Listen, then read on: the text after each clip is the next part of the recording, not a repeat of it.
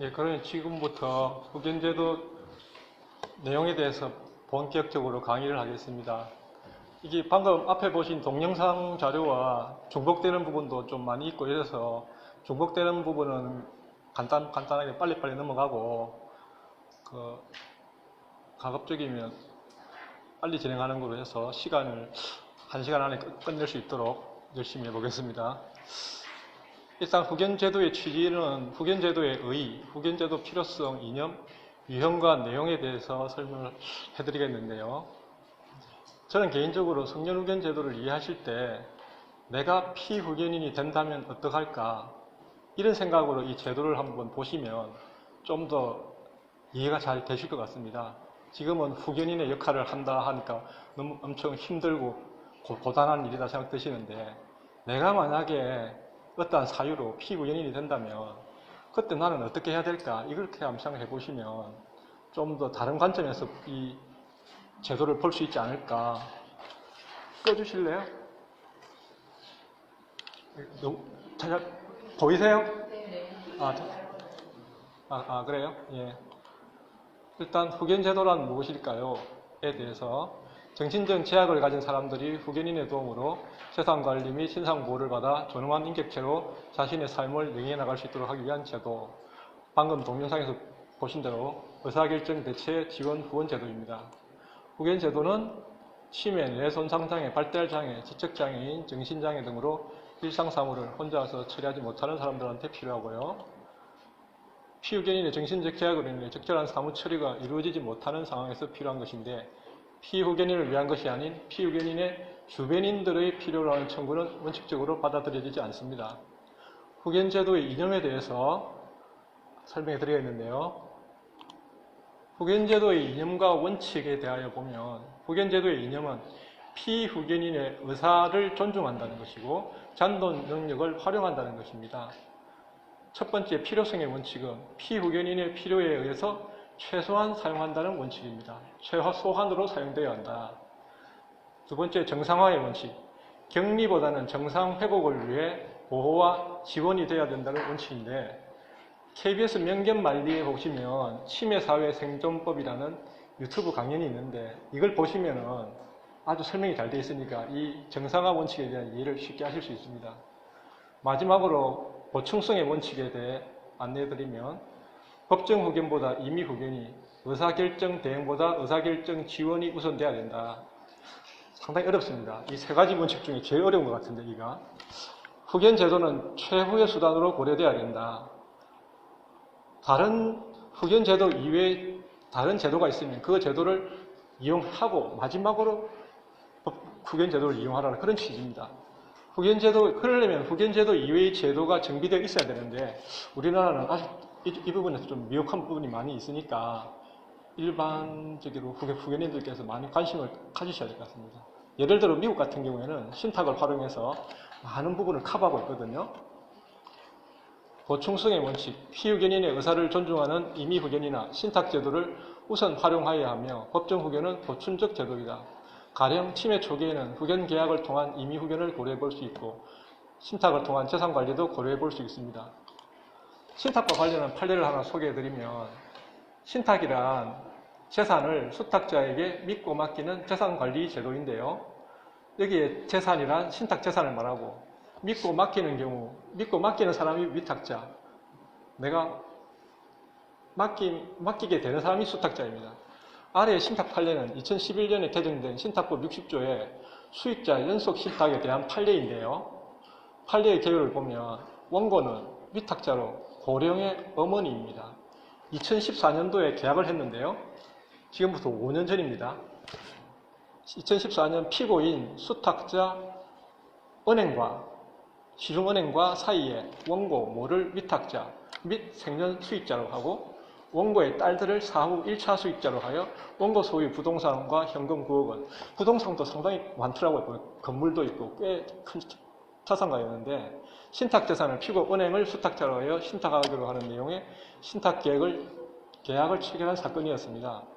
현재 고액자산가들 사이에는 이러한 신탁이 많이 활용되고 있다 하니까 참고하시면 되겠습니다. 그런데 딸들 중에 이 딸들 중에 한 명은 또 장애인이어서 아마 이 노령의 고령의 어머니가 아마 주위에 법률 상담을 받고 이런 제도를 이용하지 않았나 싶습니다. 신탁 제도의 구조를 간단하게 보면 여기 신탁 재산이 있는데 이 신탁 재산을 위탁자가 수탁자에게 맡기고 수탁자는 그 수익을 가지고 수익자에게 지급하는 제도인데 이 수익자가 1차 수익자, 2차 수익자 이렇게 계속 만들 수가 있습니다. 그 1차 수익자는 아까 같은 경우에는 노모, 위탁을 한 노모가 1차 수익자가 되고 자기가 죽고 나면 자식들한테 2차 수익자로 넘어가는 그런 신탁 상품의 구조였습니다. 이런 보충성과 관련하여 각국 신탁 제도를 비교해보면 싱가포르는 특별수요 신탁이라는 게 발달되어 있고 미국이나 싱가포르, 영국 같은 데는 이런 제도는 법률 제정이 필요한데요. 정부 출자 신탁회사로 금융회사 신탁 보수보다 수수료가 적정한 상품인데 정부가 지원을 하기 때문에 그렇고 원본 가치도 정부가 보장합니다. 즉 원본을 보장하는 상품입니다. 일본에는 성년 후견 지원 신탁이라는 제도가 있는데 원본 보전 특약이 있고 신탁 보수가 지급되고 전문가 후견인 보수, 신탁은행 보수가 소용되고 최근에는 후견 지원 예금이라고 하여 후견인들의 후견 업무를 돕기 위해서 예금 상품도 만들었다 그러더라고요.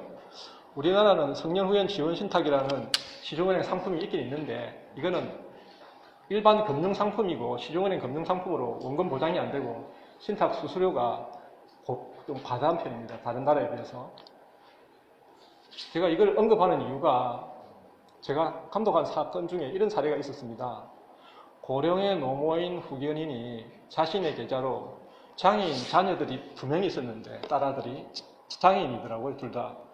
보험금을 받았는데 그 보험금을 관리하고 있는 경우였습니다.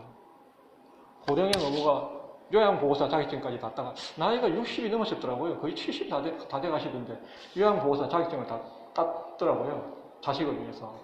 그분이 자기 명의로 이제 보험금을 자기 계좌에 집어넣고 관리를 하고 계셨는데 분별 관리 의무라고 후견인과 피후견인의 재산은 분리하여 별도로 관리해야 할 의무가 있습니다. 그 분별 관리 의무에 위반한 사례였는데 이렇게 의무에 위반한 이유가 자녀들의 장애인 연금 등 수급자 자격 상실을 우려해서입니다. 자녀들의 통장으로 이 돈이 들어가 버리면 장애인 자녀들의 수급자 자격이 탈락된다 그러더라고요. 이 경우에 그러면 보험금을 피후견인 장애인 자녀의 명의 계좌로 원상 회복하라고 제가 과연 요구를 해야 되는가? 이 점에서 좀 고민이 많이 되었습니다. 그래서 이리저리 찾아보니까 외국의 특별수요신탁, 위에 보이시는 특별수요신탁 같은 경우는 보험금을 장애인들이 수령을 해도 수급자 자격이 상실되지 않도록 이렇게 되어 있더라고요, 보니까. 근데 우리나라는 아직 이 제도가 안 들어가가지고 제가 참 안타깝다는 그런 생각을 많이 들었는데 다음으로 후견 제도의 개관에 대해서 간단하게 보면 성년 후견 제도와 미성년 후견 제도 이렇게 두 가지로 갈라지는데요. 성년 후견 제도 안에 법정 후견, 임의 후견이 있고 법정 후견 안에 성년 후견, 한정 후견, 특정 후견 이렇게 갈라지는데요. 앞에 있는 성년 후견은 미성년 후견에 대응하는 개념이고 뒤에 있는 성년 후견은 법정 후견 제도의 한 가지 종류입니다.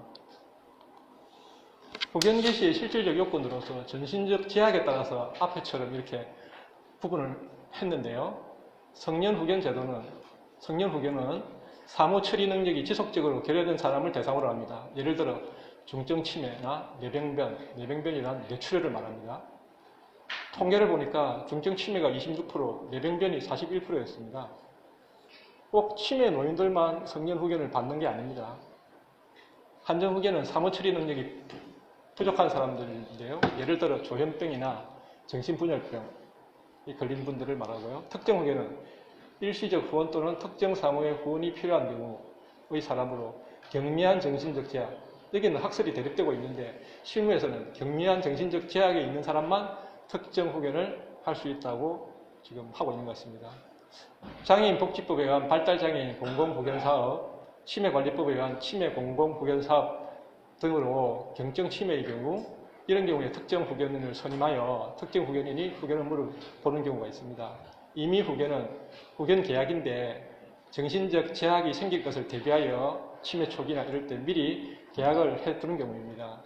미성년 후견은 미성년자 19세 미만의 자죠. 민법상 미성년자의 보호자가 없거나 친권이 상실된 경우에 미성년 후견인을 선임해주고 있습니다. 40대 미만의 경우에는 발달장애가, 40세 이상 70세 미만에는 뇌병변, 뇌출혈 같은 건데 교통사고나 의료사고, 과로 등의 원인으로 뇌병변이 발생하는 경우가 많더라고요. 보니까 70세 이상에는 치매가 가장 높은 빈도를 보이고 있습니다. 위 뇌병변 통계를 보면 노인 이외에 누구나 40세 이상이면 피후견인이 될 수 있다는 사실을 알 수 있습니다. 이건 피후견인의 행위 능력에 대해서 간단하게 설명을 해드려야 되는데 어려운 법률 용어라서 이해하려고는 하지 마시고 그냥 듣고만 있으시면 됩니다. 행위 능력은 독자적으로 완전하고 유효한 법률행위를 할 수 있는 자격 또는 능력이다. 즉 법률행위 할 수 있는 능력이 행위 능력이라고 생각하시면 되고, 그럼 법률행위는 뭔가? 의사표시를 요소로 하는 법률요건이다. 예를 들어 계약이라고 생각하시면 됩니다. 계약. 행위 능력은 쉽게 말하면 계약을 할 수 있는 능력이다. 이렇게 생각하시면 되겠습니다. 제한 능력자에 대해 설명을 해야 되는데요. 민법은 행위 능력자에 관하여 규정을 두지 않고 소극적으로 미성년자, 피성년 후견인, 피한정 후견인을 행위 능력이 제한되는 제한 능력자로 규정하고 있습니다. 즉 민법에 행위 능력자라는 그런 검색을 해도 안 나옵니다. 미성년자, 피성년 후견인, 피한정 후견인 이 세 가지만 나오는데 이렇게만 규정을 하고 있고 이게 아니면 다 행위 능력이 있는 사람이라고 다 본다는 겁니다. 피성년 후견인, 피한정 후견인이 단독으로 한 법률행위는 취소할 수 있다는 민법 규정이 있습니다. 취소할 수 있다는 거예요. 개시심판과 관련하여 피후견인의 자격이 박탈되는 것에 주의하셔야 되는데요. 선거권, 피선거권이 자동으로 상실됩니다. 성년후견 개시심판, 한정후견, 과거 금치산자니까 금치산자는 지금 성년후견인으로 볼 수 있거든요. 선거권, 피선거권이 자동으로 상실됩니다. 동업자로서 지위가 박탈되고요. 공무원이 될 자격, 변호사의 자격 등 360개의 자격이 자동으로 박탈되는데 결격 조항이 있습니다. 피성년 후견인 또는 피한정 후견인은 국가공무원법 33조의 결격 사유와 69조 당연퇴직 사유에 해당합니다. 즉 성년 후견, 한정 후견이 개시되면 행위 능력이 제한되므로 공무원은 당연히 퇴직 처리됩니다. 이거 잘못 알고 하셨다가 보신 분이 있다고 얘기 들었는데요. 국가공무원연금법이라든지 이런 데 해가지고 공무원 자격이 바로 상실돼 버리기 때문에 손해를 본 경우가 있었다 하더라고요. 공무원 임용이나 취업 등을 할 때 후견 등기상 부존재 증명서를 제출하라고 요구하는 이유가 여기에 있습니다. 결격사유거든요. 결격사유. 공무원이 될 수 없는 거거든요. 후견과 결격조항 연계에 대하여는 유엔장애인 권리협약 11호에 위반한다는 의견이 있는데 치매와 성년 후견이라고 중앙치매센터에서 강연을 올려놓은 거 있으니까 유튜브에서 한번 참고해서 한번 보시면 참고가 될 것 같습니다. 후견제도의 유형과 내용에 대해서 앞에서 보신 후견제도의 유형이 법정 후견, 임의 후견, 성년, 한정, 특정, 후견계약 이렇게 나눠지는데 이거를 간단하게 설명해드리면 성년 후견은 앞에서 본 것처럼 사무처리 능력이 지속적으로 결여된 사람에게 하는 것이고 그 절차적 요건으로 본인의 의사를 법원은 고려해야 된다는 것이고 후견 내용은 재산관리와 신상보호이고 후견 개시 심판의 효과로서 후견 개시 심판을 하게 되면 피후견인은 행위 능력이 제한되는데요. 원칙적으로 행위 무능력자가 되는 겁니다. 지금은 법상 제한 능력자라고 그러는데 이 부분은 뒤에 설명을 추가로 해드리고요. 한정 후견은 사무처리 능력이 부족한 사람에 대해서 본인의 의사를 법원이 고려하여 재산관리, 신상보호를 내용으로 하는 심판을 하게 되는데 심판 효과로서 원칙적으로 행위 능력자입니다. 행위 능력자가 되는 게 원칙이고요. 특정 후견은 특정 사무처리에 후원이 필요한 경우인데 경미한 정신적 제약, 정신제약이 있는 분들 본인의 의사에 반해서 할 수 없습니다. 내가 싫다 그러면 특정 후견 안 받을 수 있습니다. 이거는 정해진 기간과 사무법인 내에서 후원하는 것을 내용으로 하고 행위 능력에 대한 제한이 없습니다. 기간이 지나면 종료되고요. 후견 계약은 자신의 능력이 부족할 상황을 대비해서 미리 하는 위임 계약으로 생각하시면 되고 전적으로 본인의 의사에 의해 하는 것이고 피후견인과 합의된 내용으로 계약 내용에 따라 후견 내용이 정해집니다. 행위 능력에 대한 제한이 없습니다. 완전한 행위 능력자이고 후견 종료는 공정을 하면 후견 감독인이 선임되기 전에는 공정으로 후견감독 선임되고 나면 법원의 허가를 받아 종료됩니다. 미성년 후견은 미성년자에게 친권자가 없거나 친권자가 대리권, 재산권 행사할 수 없는 경우에 미성년 후견이 개시되고 성년이 도하하면 후견이 종료됩니다. 사건 본인의 행위 능력에 관하여 성년 후견은 원칙적으로 행위 능력이 없다고 말씀드렸는데, 그러면 원칙적으로 행위 능력이 없으면 예외적으로 행위 능력이 있는 경우가 있다는 말이거든요. 그러면 그 예외적으로 행위 능력이 있는 경우가 바로 이겁니다. 다만 가정법원은 취소할 수 없는 피후견인의 법률행위 범위를 정할 수 있고, 일상품 구입, 일상생활에 필요하고 대가가 과도하지 않은 법률행위는 취소하지 못한다. 즉 예외적으로 행위 능력이 있다는 것입니다. 여기는. 그리고 행위 능력이 없기 때문에 성년 후견인이 필수적으로 선임돼야 되고, 성년 후견인이 법정 대리인이 되며 포괄적 대리권을 가지게 되는 것입니다. 한정 후견은 원칙적으로 행위 능력이 있는데, 다만 가정법원은 한정 후견인의 동의를 받아야 되는 행위 범위를 정해서 한정 후견인의 행위 능력을 제한할 수 있는 것입니다. 한정 후견인의 동의가 필요한 법률행위를 피한정 후견인이 한정 후견인 동의 없이 하면 그 법률행위는 후견인이 취소시킬 수 있습니다. 가정법원이 후견인의 동의를 받도록 규정한 행위에 대해 취소가 가능하다는 것입니다. 그리고 여기서 한정 후견인이나 특정 후견인은 법정 대리인으로 취급되지 않습니다. 포괄적 대리권과 관련하여 후견제도 현실에 대해서 한번 말씀드리면, 성년 후견인은 피후견인의 법정 대리인이 되는데, 즉 포괄적 대리권을 갖는 게 원칙입니다. 따라서 모든 법률 행위를 다 할 수 있게 되어 있는데, 실제로 현실은 은행은 대면 거래만 가능하다고 하여 성년 후견인에게 여러 가지 부당한 요구를 할 때도 있습니다. 예를 들어 체크카드 발급을 위해 은행에 가시면 은행과 지점마다 해주는 데가 있고 안 해주는 데가 있고, 이게 일률적이지 않습니다. 자기들 뭐 전산상의 이유라든지 전산망이 안 돼 있다든지 뭐 이런 것 때문에 불편을 겪으실 경우가 많이 있을 겁니다. 후견인의 역할과 권한에 대해, 직무 권한에 대해서 간단하게 말씀드리면,